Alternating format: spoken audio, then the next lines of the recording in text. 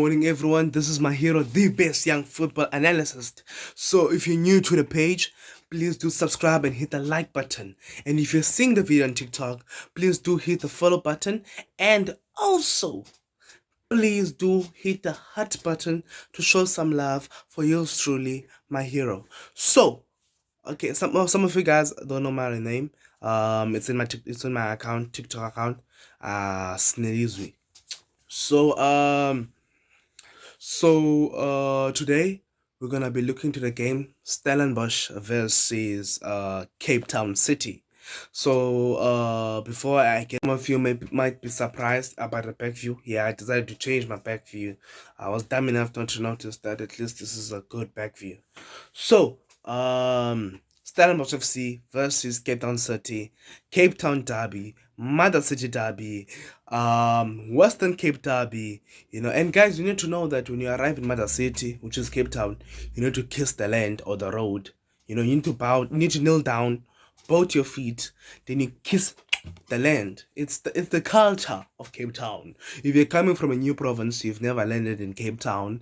You're coming from a new country, you never landed in Cape Town. You gotta kiss the land of Cape Town. Why do you think some people do that on TV?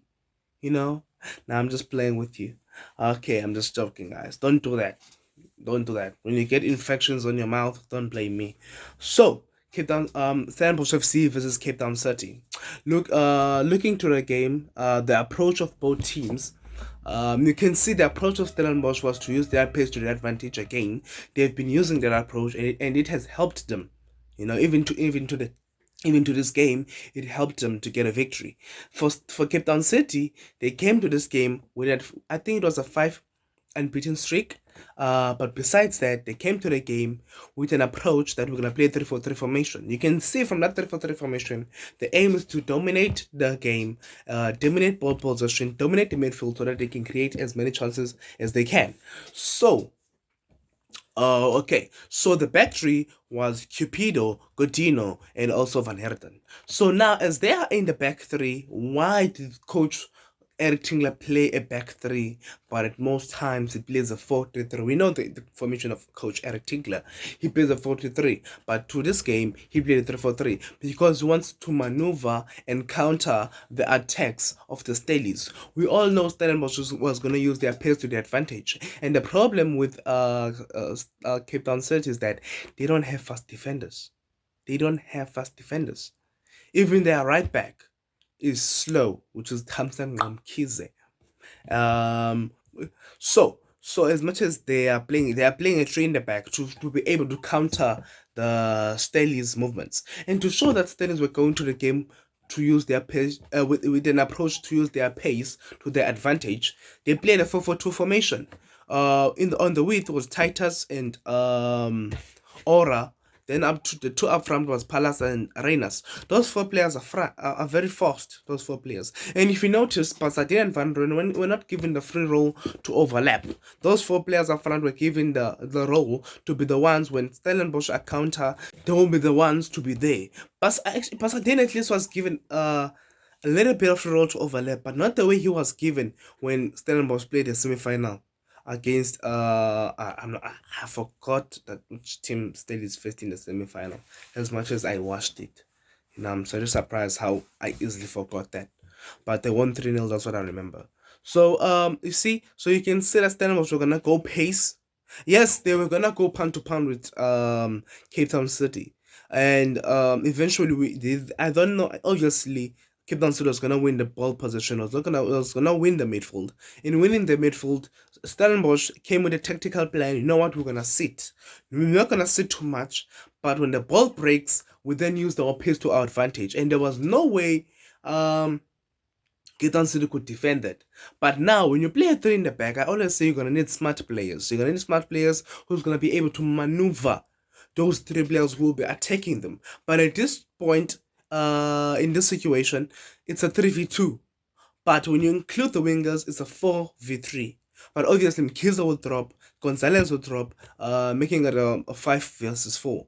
But at most times, they will be caught with three defenders at the back.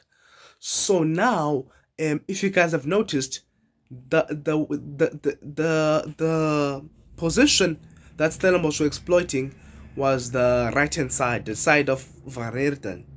Titus was really exploiting that right hand side of his.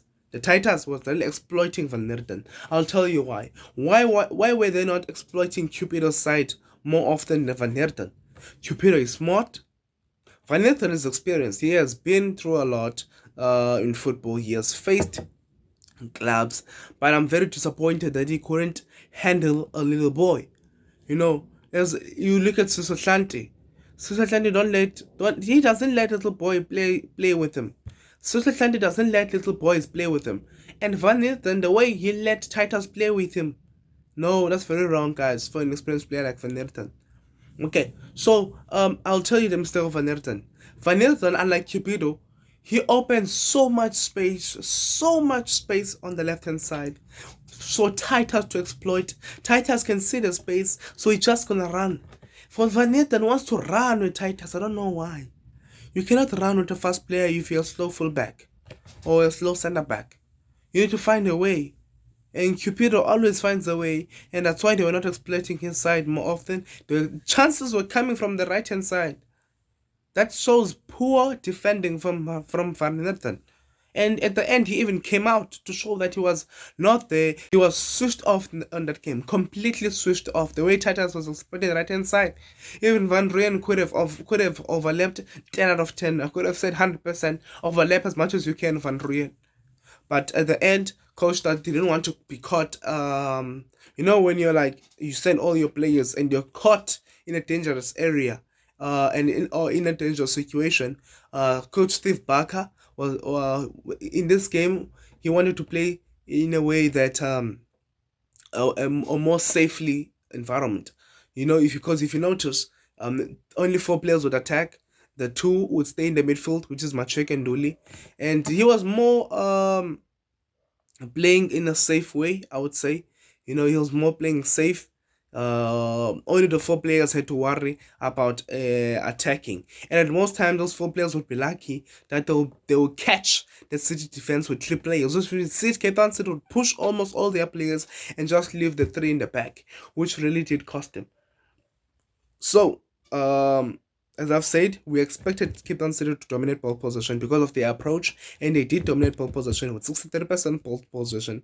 Steelers took about 37% ball possession. The pass accuracy of City was 76%. For Stellenbosch was 64%. So it doesn't. This score doesn't really sum up what happened in the game.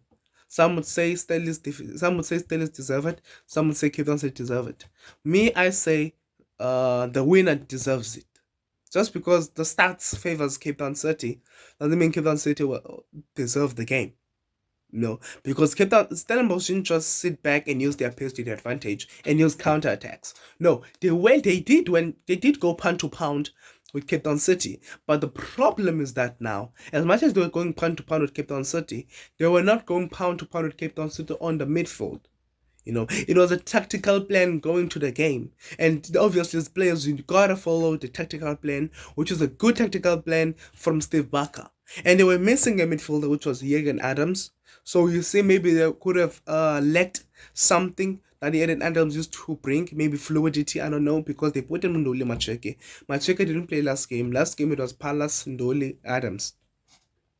But Macheke did show up, and Macheke has been showing up when he's given a chance. He does raise his hand for the Coach Steve and say, Coach Steve, I want to play regularly. And I think Coach Steve at some point is going to play him because I think this is second man of the match.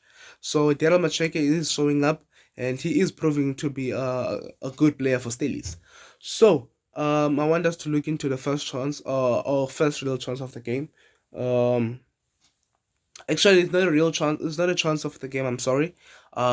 It's a chance where Steelers should have scored, because as much as I'm surprised that Cape Town City were playing three players at the back, but they were caught in a situation where now there are two defenders at the back with three Stellenbosch players, and Ikram Reyners, he took on. I always tell you guys, Cupid is a good defender. Before I even get into this Reyners Reynas' disaster because Reynas could have done better. Um, Cupido is a good defender. He's a ball-playing center back. He's cool and composed in tight situations. Last time I talked about Francis Bia, Cupido is one of those players who deserves to be in the squad. Cupido. And I wouldn't mind to see Cupido in the AFCON because even as his first time, there are center backs that don't go in the squad that really deserve to be in the squad. Ashley Cupido is a good. I'm not sure if it's I think it's Ashley Cupido though. Ashley Cupido, let me just say Cupido. Cupido is a good center back. The way he's been developed as a center back, and it's underrated. Because if I were a Pirates manager, I would have signed Cupido, to play alongside Ole Sandal. Both of them are both playing center back. Even better, Cupido can even tackle. Because he made a slide there, a tackle, and it was a clean one. He slided for the ball, and he got the ball, and it was a corner. So, it was a 3v2 situation. I think it was Godino and Cupido at the back with Reynas. As I told you guys, they will always be the aim was for these four players when Stellenbosch are on a counter, those four players must be there. And three of them, I think it was really four of them. You guys will see on my video, but I think it was three of them. Reynas decided to run and go in the box, and now I think Reynas, because since Cupido committed himself in, even Reynas had crossed the ball, Reynas should have chipped it over, and it could have gotten the player who was there, and they could have scored. But Reynas now wanted to cross it. Now, when you want to cross it, obviously it will hit the legs if the player had timed his tackle or his slide. It was Cupido had timed his slide, which made it more easier for Reynas. Because most center backs time their slide. How they slide even before the ball is being crossed. You see, so when they are sliding for the ball, not for the player. So Cupido slided. So Arena should have chipped the ball over Cupido, and it should have gotten the player, and it should have scored. So it was very poor from Reynas, poor thinking from Reynas, but at the end, you cannot criticize him. Let's look into the mistake that Reynas made. He should have chipped the ball.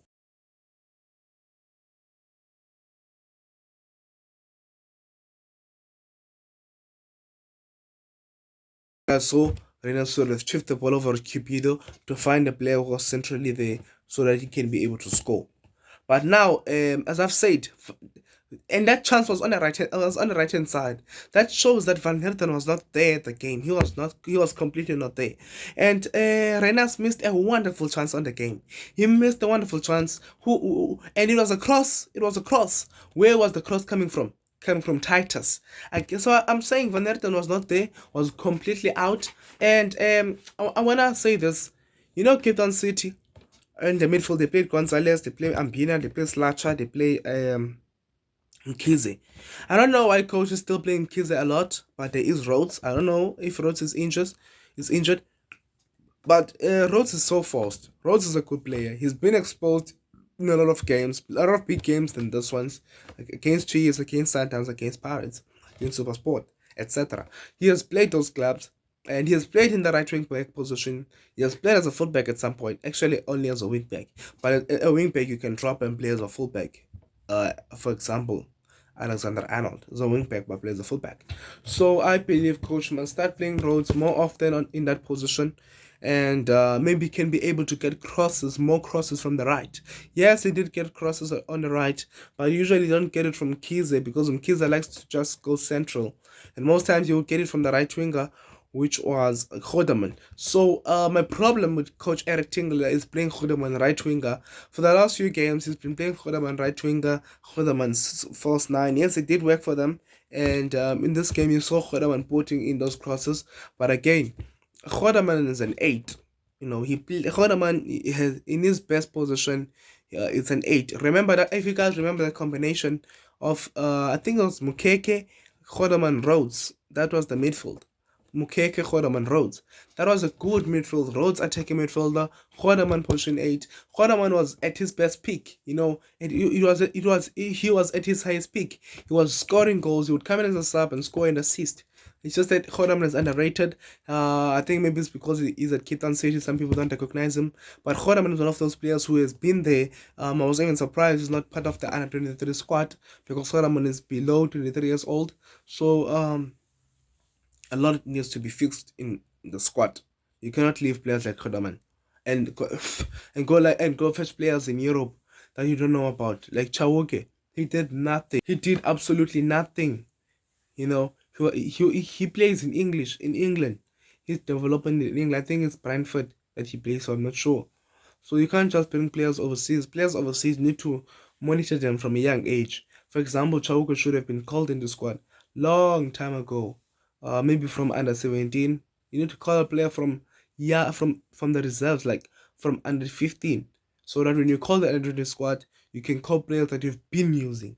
But we're not there. But Khodam is a good player, and I believe coach need to not play him in that position. As much as there's Slacher, and Slacher is doing very well. The new player for Cape Town City, I think, is coming from the development. He's doing very well, Slacher, for the games that he's been given, and he's been raising his hand, saying, "Coach, I want more games." And coach has been giving more games as a reward for his good performance. So Reynas's miss. Came from Titus as a cross, and Reyners, oh, it's up in, like, guys, it just needs a slightest of touches, and he hit it with his inside foot. A chance like that, you don't hit it with your inside foot because the ball will just run away from you. It'll just go over the net. That's why most strikers and most people who are in a situation like Reyners, but even better situation, an open net, when they hit with their inside foot, the ball runs away and goes over the net or goes sideways. Same goes to Reyners. It went sideways. So Reyners should have done better for someone like him with a good technique. He should have went with his toe maybe. It could have been a goal, but he should have scored from that position. I'm sure some of you guys, if they look into this video, will be surprised for those who were not watching the game. So let's look into the chance that the Reyners had missed. Good run from Titus, good cross from Titus. I'm sure even Titus was disappointed. But at the end, at least they won. Let's look into the chance that Reyners had been.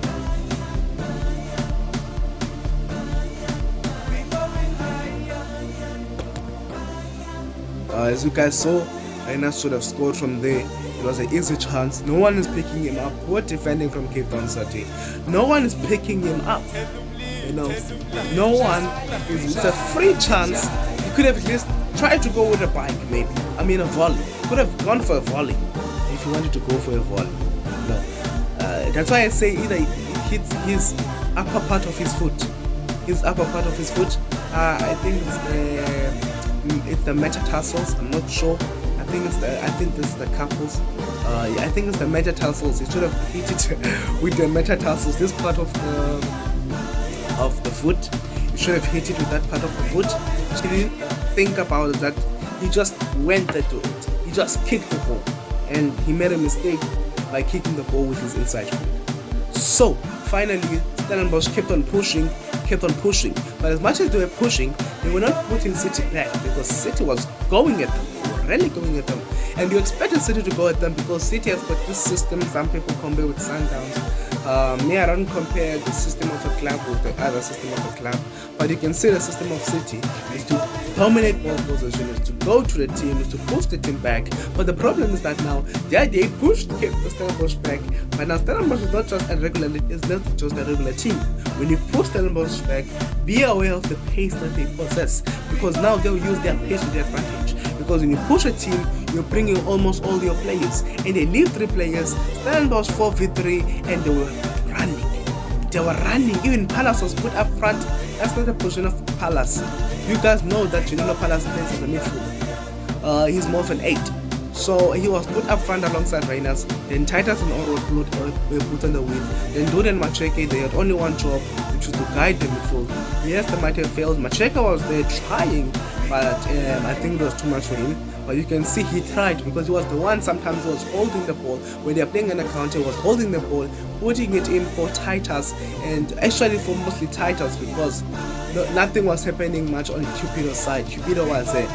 When they say a center back stood tall, Cupido stood tall on his side. No one, the Great Wall of Britain, or the Great Wall of China.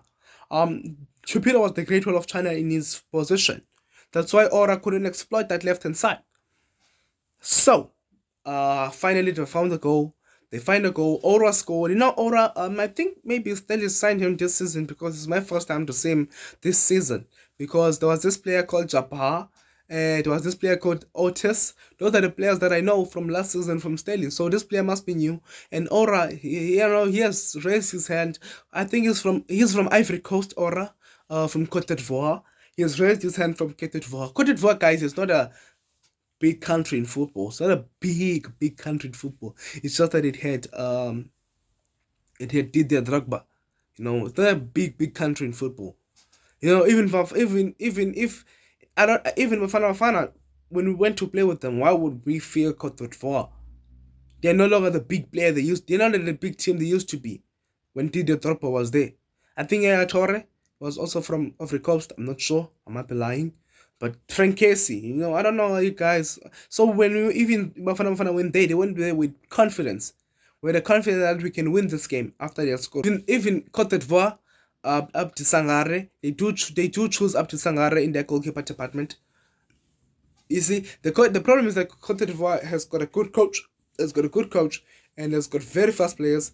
And they've got Frank Casey that some midfielders will just drop because it's Frank Casey. Because some African players, just because they hear the name, they then I would say they be scared, which is very wrong.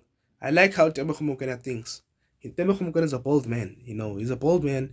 He's very courageous. He will take on any midfielder. That's what I like about him, and that's why I say he deserves to play in Europe. But he's also fine at Sundowns. So the first goal of the game, and it was the last goal of the game. The first and last goal of the game. So Ora, as again I've told you guys, Van Lerden was off. Titus exploited the right hand side. Titus put it in, and Ora, he gave it all. When they say a player wants to make sure that he scores, and a poor defending from Cape Town City.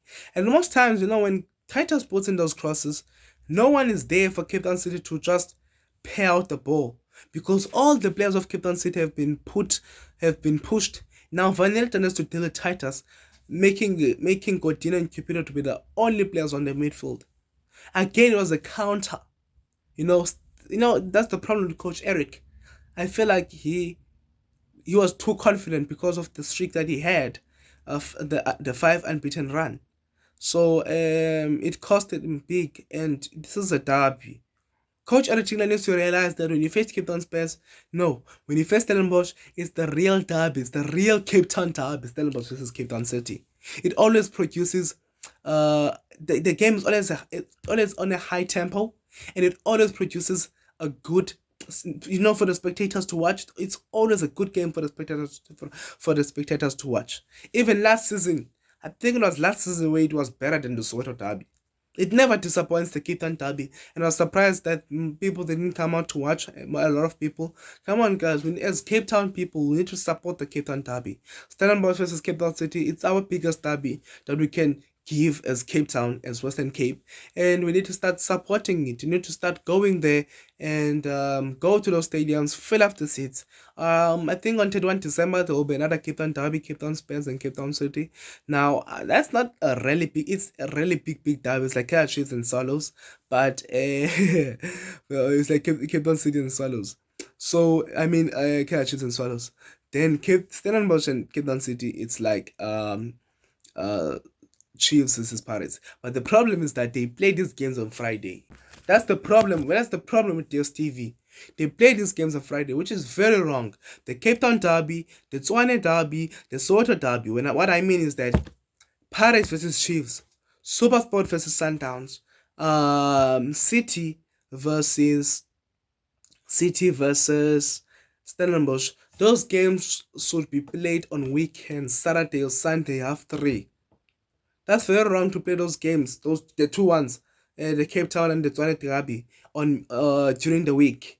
Okay, it's understandable from Sundowns, because they have a game today, which is against Pyramids, but they're in a CAF competition. But even when Pirates is on CAF competition, just if it does find a way for Pirates to play on Saturdays, if it's gonna be a Soda Derby. So I know the Soda Derby now is gonna be a lot of tickets, a lot of people will go there, it will be sold out. But still promote these two derbies. Must have a lot of derbies that were, for example, in England, it's not only the Manchester Derby that's highly rated. Yes, the Manchester Derby people go there to watch it, but also there's a London Derby there, which is Chelsea versus Arsenal, Chelsea versus Tottenham, Arsenal versus Tottenham. You know, there's a lot of derbies that are being highly rated. So us, what are we doing? We're only promoting one derby. That's very wrong. Promote these two other derbies, the Tshwane Derby and the Cape Town Derby. Because these two derbies are always entertaining to watch. No, guys, man. This is very wrong what DSTV is doing. We need to also promote the Cape Town Derby, which is Cape Town City versus Stellenbosch, SuperSport versus Sundowns, which is the Tshwane Derby. Because it never disappoints, you know. Yeah, and going to the Tshwane Derby, most of you guys will be like, Sundowns is dominating the league, don't defeat SuperSport. It's not like that. I think SuperSport is the club that in South Africa currently has been the club that defeats Sundowns every season. Every season. If not every season, maybe they didn't defeat Sundowns this season, but they might have defeated them in a trophy case. SuperSport always find a way to defeat Sundowns. SuperSport, especially now after under Kevin Hunt. It's just that on the game, I don't know what. It's just that they sold too much players. They sold Maseko, they sold Maswangani, so you wouldn't expect them to just defeat Sundowns. They need to sign more players because SuperSport is always that team that goes pan to pan with Sundowns. Despite Pirates, after Jose Rivera has joined them, when Sundowns was dominating the league, SuperSport was always that team to shut down Sundowns' mouth, to shut down the mouth of the fans of Sundowns. So that match need to be recognized and played on half three so that people can go there. People are coming from work, they are tired. What do you expect? Also, the Cape Town Derby, it was played on a Friday. People are coming from work, they are tired. People are tired. They can't just go watch the game. Maybe a man can do that, but mostly they are tired. They're tired, and some of them will be like, "Nah, I'm not gonna go." So it kills the mood when you're coming back from work, especially when you're not a real football fan. Because on Saturday, I'm sure it could have, because the last time a match that didn't involve Pirates and Chiefs, it was sold out. It was here in Cape Town, Stellenbosch versus Sekhukhune United in the semi-final of Nedbank Cup. It was a sold out fixture. So guys, we as Cape Town people, we need to go out, but also DSTV need to meet us at half point and also play those games on weekends. That's very wrong to play the Tshwane Derby and Cape Town Derby, which is Cape Town City versus Stellenbosch, to play it on weekend. No, those games not during the week. Those games need to play on weekend. If Sundowns have a game on that weekend, it needs to be postponed. So Ora's goal, he made sure that he was the moment the cross came in, he puts in full power. Darren Kidd could have done nothing about that. Poor defending from Cape Town City. So let's look into the goal of Ora.